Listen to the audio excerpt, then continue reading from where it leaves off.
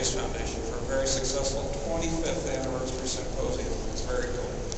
So our subject is the second space age, and if you'll permit me for a moment, I think to really be able to discuss that, we need to look a little bit at what we've learned as a nation from the first one.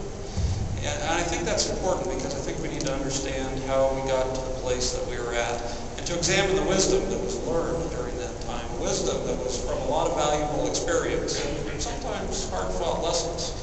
So I want to step back, if you'll allow me, to a period in our history, the 1960s. And I picked that time because I think it truly represents a time in our nation where we had actually captured the hearts and minds of all Americans, and maybe particularly the hearts and minds of young engineers.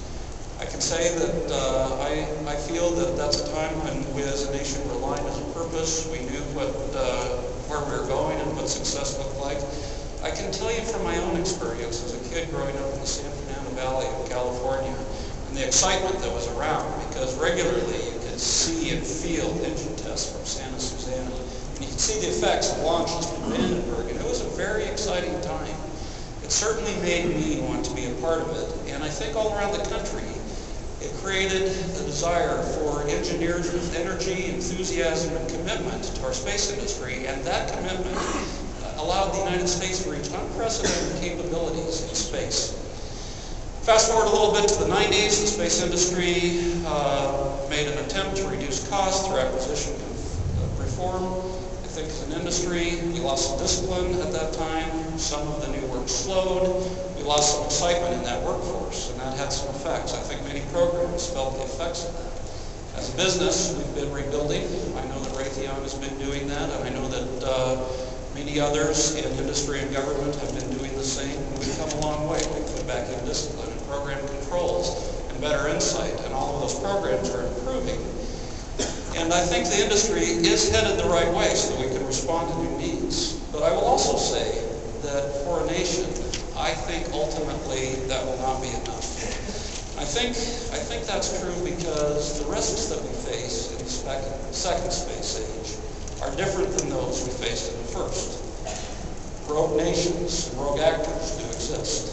Changing weather patterns and Hurricane Katrinas are real, and space technology exists in many more places in the world than it did during the first space age.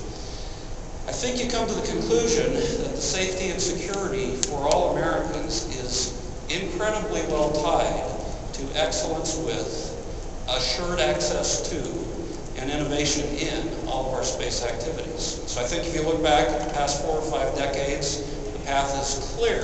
We as a nation need to recapture the hearts and minds of our future professionals. More of our nation's brightest need to be selecting careers in math and science and, in space. I think the other lesson from history is that to be able to maintain this vibrant group of scientists and engineers is we need visionary leadership and stability in everything we do in space.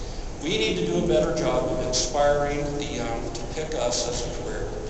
And we need to make it clear to them that we can provide careers that they can be excited and challenged as individuals, and that they can be confident that their young families can flourish through the stability of our programs.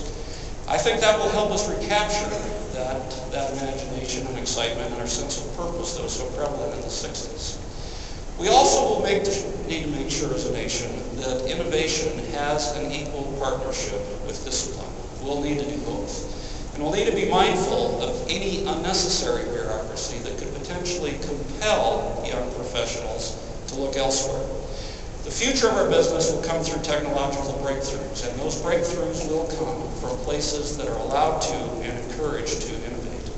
So the last point I would make is that we will need to pull together as a nation, and what I'm talking about is industrial and government partnership. Those partnerships will need to be stronger. We will need to be aligned on a mission, and it is through the collection of all of those things that the United States will maintain and advance its preeminent position in space.